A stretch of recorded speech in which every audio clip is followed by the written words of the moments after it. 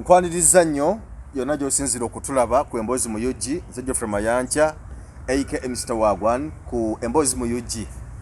Wizikaldem wali nnyo wano azze tuwayemuka emboozi tutemeteme ensonga nga bwe ziri tulabe tuyinza okuba nga tukikuziza.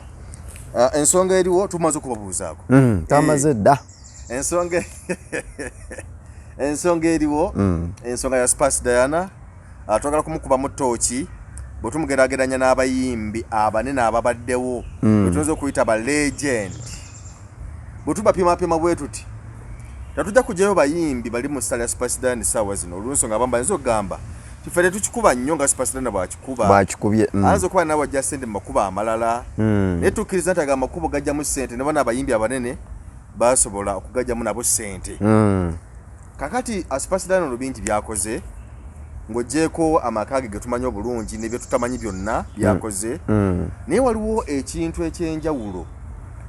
ng'okukola zi charity okuyamba abantu ab'enjawulo. Waliwo omuvubuka simanyi yaani ye Mawanda yaani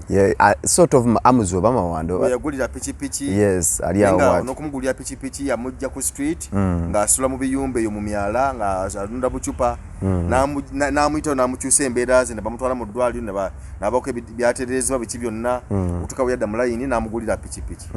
kati alina ayingiza akasente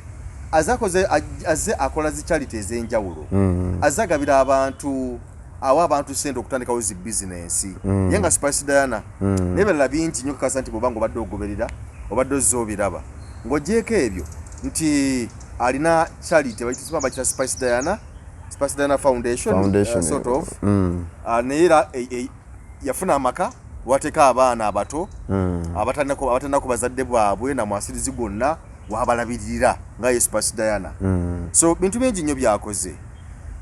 Ne twagala kumukuba mu ttooki nga bwe nkutegeezeza nti n'abayimbi abalala abanene tulina abayimbi nga Juliana, tulina abayimbi nga Irene Nambiru, tulina abayimbi nga Ragadi, tulina abayimbi nga Jose Chameleon, tulina abayimbi abalala bangi nnyo naye nga tekwaba abayimbi tulinamu era bituyinza okujjamu kati nga Bebe Cool abadde nnyo ku nsonga y'okutwala abaana India kulongoosebwa emitima biki ebyo. Bobi Wine azakola zi charity ez'enjawulo ne Babi luzirana bwe tubadde tubalabana okuva dda nga tebanaba kujja mu byabufuzi naye nga tusimbulira awo tukuba ttooki mu nsonga egyenkunyonyodde. Kakati ensonga esookerwako oba point esookerwako gye tugenda okubeera nga tusoosaako yennyini nnyini omuntu ow'omutima omulungi afuna nnyo ate omuntu ow'omutima omugabi buli kaseera bw'omusanga ng'alina kye yeeyongerako teweewuunyanga n'afulumya oluyimba ne lukwatayo gwe ne weebuuza akikoze atya. It's a blessing. Katonda abambugize kuba bw'okwata n'ogabira omuntu ofuna. Spice Diana kyakoze nti azze nga ye akasente kafunye mu kuyimba kwe n'aba nga takalya yekka nga akazza mu bawagizi. Tulabyeko wano abayimbi bangi nnyo abayimbye muganda wange endongo ne bagikuba ne bakuba ebivulu by'ebiveera eby'ebigundi ebyo bino bibasiba ne bagenda ku bizinga ne bagenda wa naye nga tolabako nsako yonna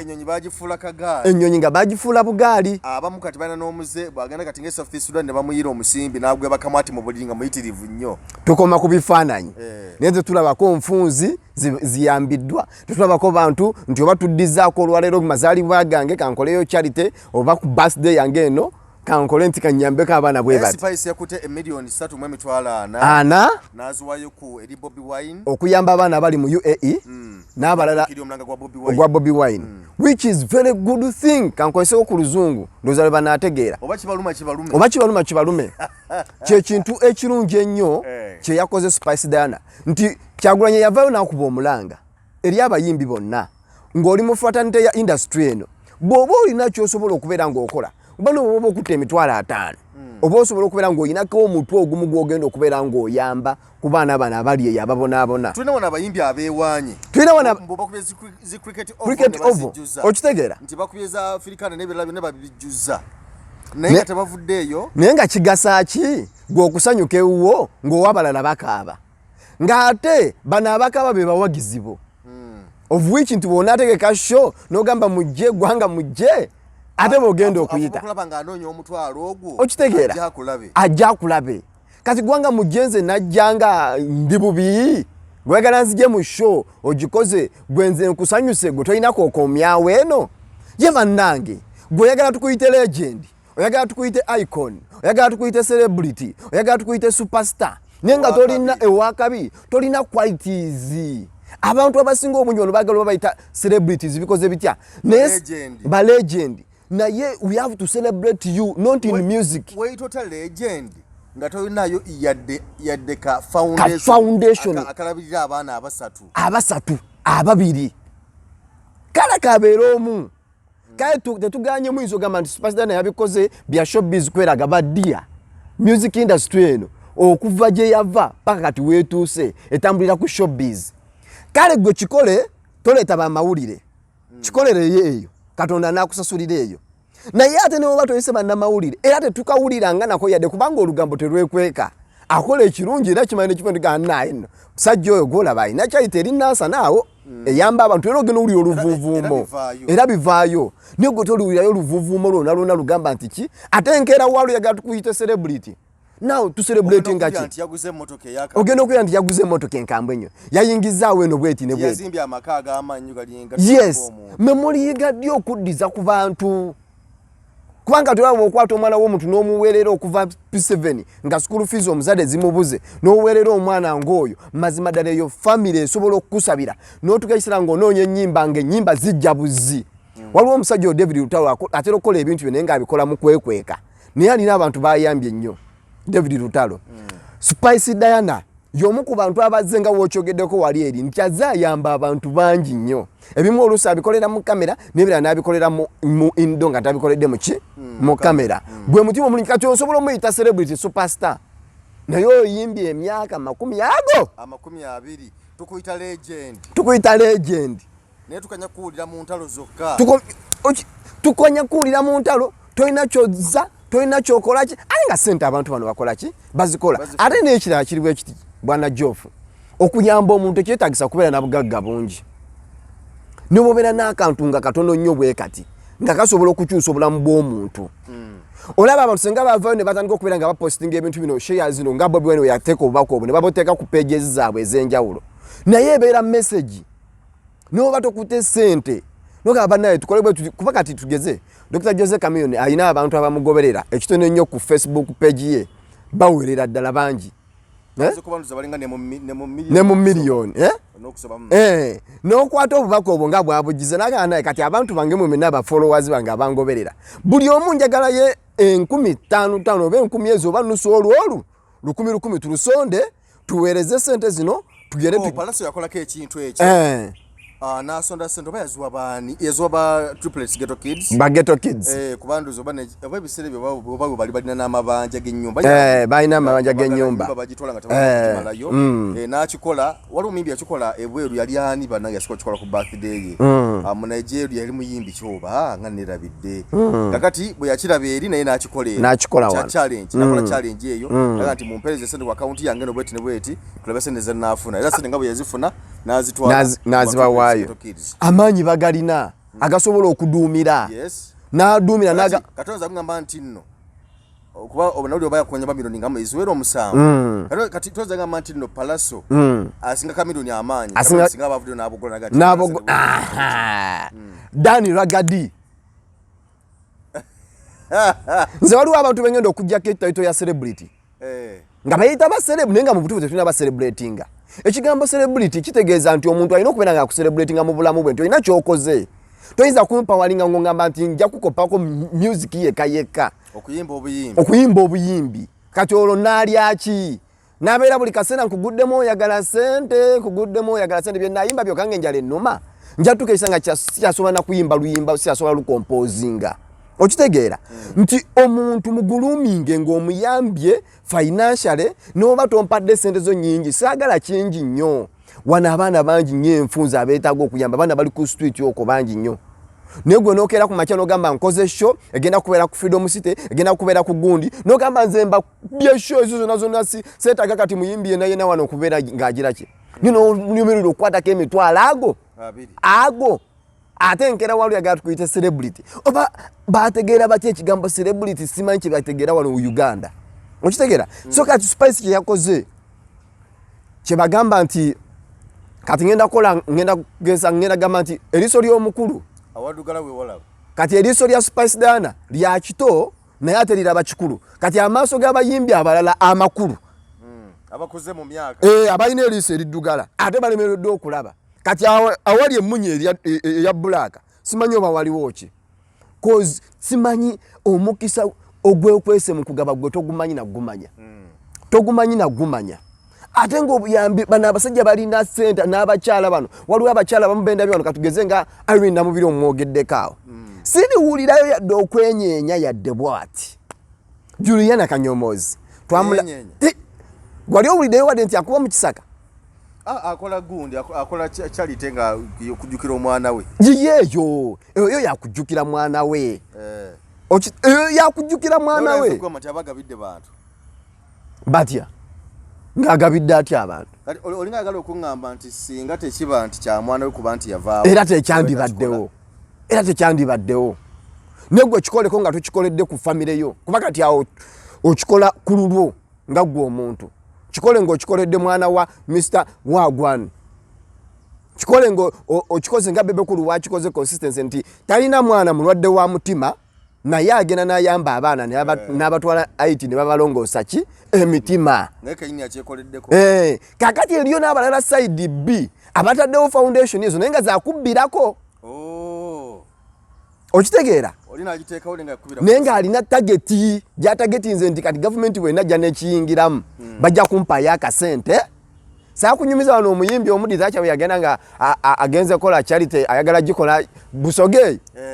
yakola charity kye yamukola okimanyi ateze charity ayagala abazungu bajje bagiyingiremu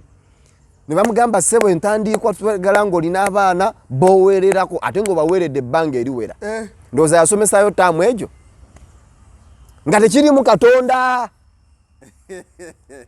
agikoze ng'ayagala agifuule business ate ng'erina kubeera none nga teri profitable okitegeera kati eri abakoze business ezo nga kyayite nga za business naye Spice Diana yakikoze ng'akikola for one love kwagala alina omutima omulungi ono omwana era senga abayimbi bano okuva gye basookera eri nga tugeze nga Spice Diana ye Juliana Kanyomozi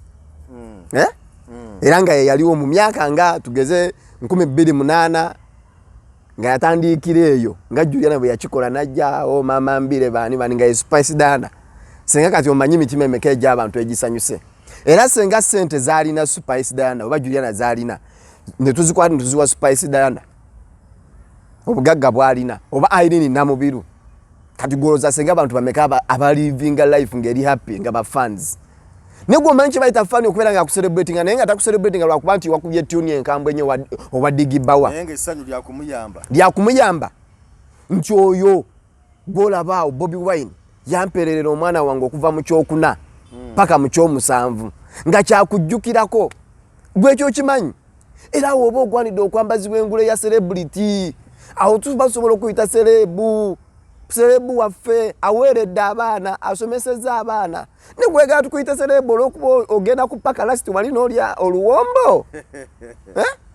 oluwombo nga abafanzi beerya nkuta ate bw'oyagala enkeera okole show otuyite tugende tujjuze lugogo mazima ddala tujjuze lugogo ne mulayini tujja kugwa tuli bubi enjala tuli bubi tekyetaagisa kuyamba kika kyonna kuba abantu bangi naye mu kika osobola okukwatayo omuntu ogwo omu oyo ajja okutambuza oyo ajja okumunyisa enjiri nti bannaaye nze mwogera ku Dr. Jose Chameleone ne Chameleone byankoledde mubive nako oyo agwanidde okuyitibwa legendi oyo agwanidde okuyitibwa superstar abantu bano bati ne sente bazirina sijigala tebali sente bazirina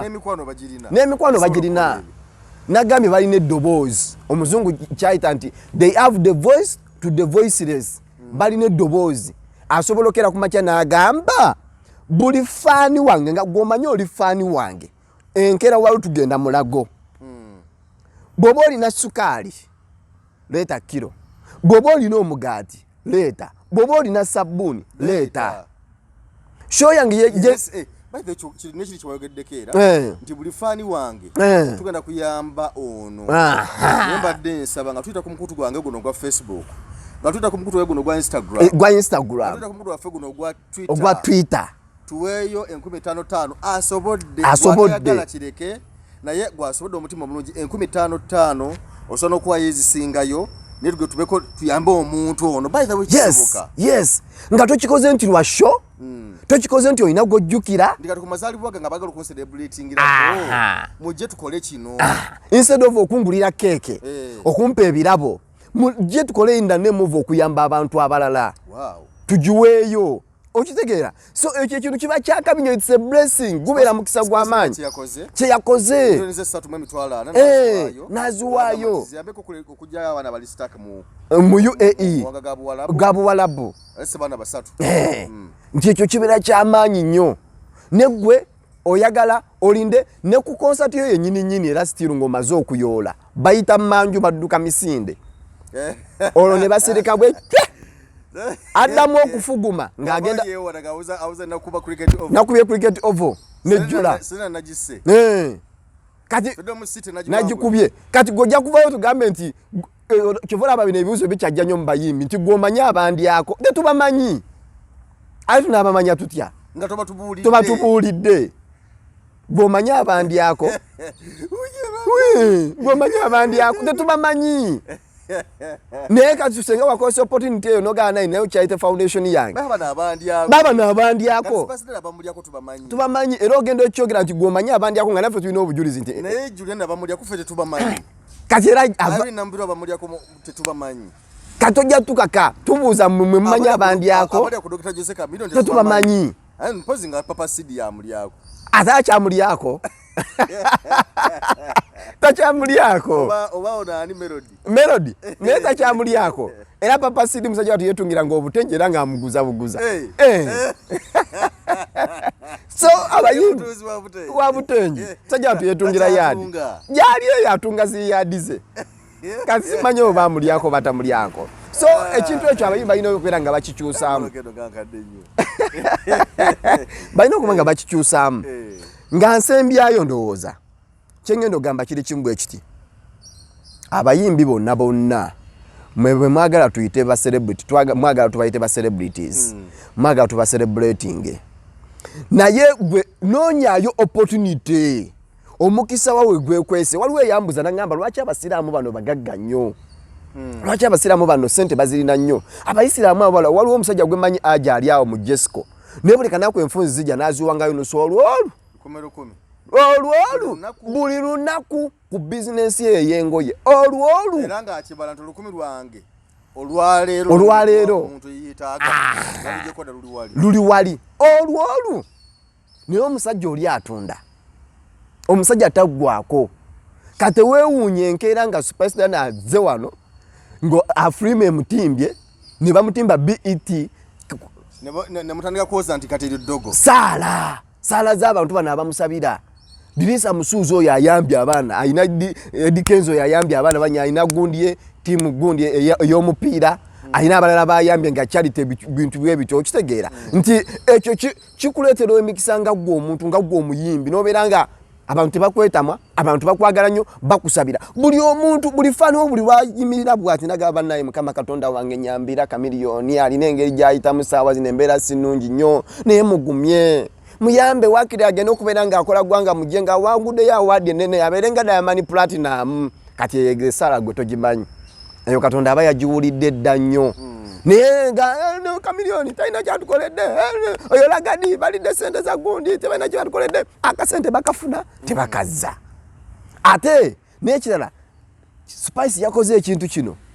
nga talina kivulu nti oba kyalanga kiryawo kivulu kikyali eri ate abikolanga kati oyo omwana kati kamuwe title oyo omwana celebrity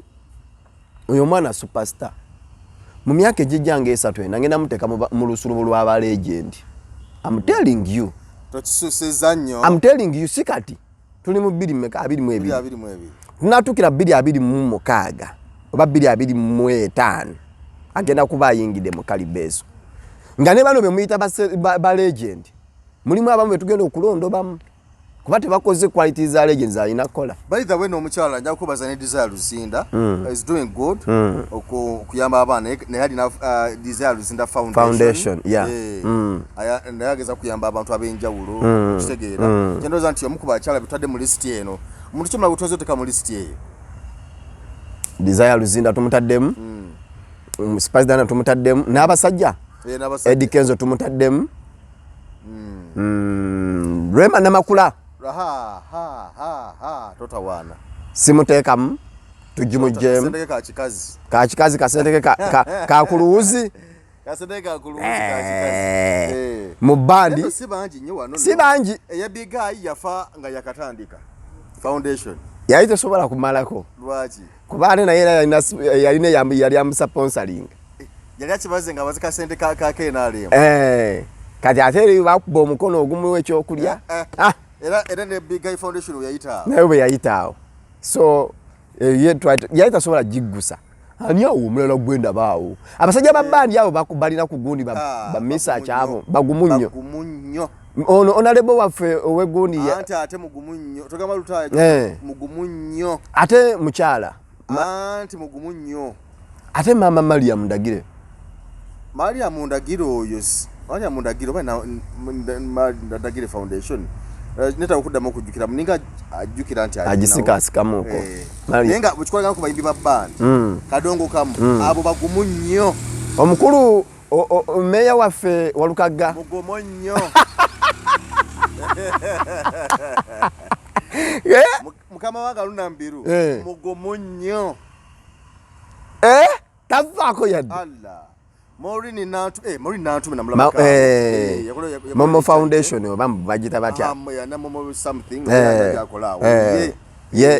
tume credit yewa one love oyo ye kirungi ani awo omulala asembayo na mulama kona ngagabira abakadde ebintu mifaliso blanketi Stabua agirina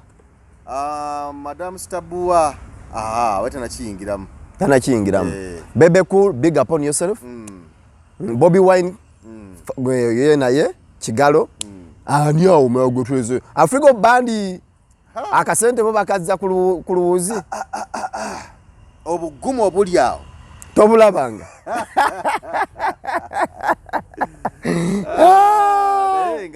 abageza kuyamba ba celebrity nemyamba ebitundu bya mmwe nemyamba ku bantu bammwe abantu tugamba aba family wakyawukana abo wa family wa family ro bato yamba gwomanyi ne gwomanyi oba okoze naye omukisa guli muwono omuntu gwotamanyi atali related kugwe omuntu oli mulengedde tamanyi nenange mulengedde bulengezi yetaaga okuyambibwako oba okoze ekituufu oba okoze ekyamaanyi oba okoze ekiri kujjukirwako oba okoze kino ekigenda okuyamba okuwa emikisa okulaba ng'otambula bulungi so tugeze okubanga tuyamba abantu mu mugire mubi twagala okubalekirira wano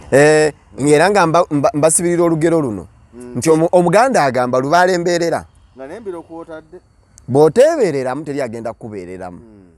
muyige okuyamba bannammwe nammwe bajja bayamba kuba ojja tuuka ekiseera nga ffe muto kyagirina ng'akasente kakere muganda wange ebintu bikyuka so yamba omwana oyo gw'otamanyi mutaase alina ekizibu kunga nga bwe mukunga concert zino ne muzikunga buli TV buli ma radio buli maki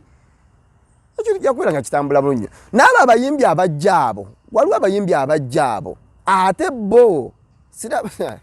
simanyi nakumanya genda ku Fit Club ku Kyebusabalaawo oyo te ku muliro aerobics wali sauna weri steam weri gym weri byonna genda obikole massage mwana kwate mukko niyo bajengendeko mu massage mpulye bwe bibeera toyingirangayo okoma mu aerobics byonna yansinga okubimanya aerobics na sauna byogiragiramu eyo towomerwa so genda ku Fit Club awo onyumirwe mugendo sale ku masavu genda okola ofu bubere fit aerobics wali gym weri okwata ku muliro okwocha ku masavu wekuli muliro gwennyini byonna kwegamba byonna webiro tuba tukwasaganya so tukawo ng'ovude ku Shero Kazi ku Kyebusabala Shero bagita Shero Kazi ku Kyebusabala awo otambula ku katono otandise Kyebusabala awo awaliwo kaniri ku mukono gw'ekyemmanga n'ogw'ekyengulu kati ku mukono gw'ekyemmanga wakati awo wekwekuli waggula kwekuli Fit Club Mm. Gendawo onyumirwa obulamu omuze ku bulamu side awo buli kimu kyonna services ziri mawa kiriya wa Allah nungi nnyo byonna birenga bitambula bulungi side yawo kale mbadde Geoffrey Mayanja aka Mr. Wagwan with Cowdem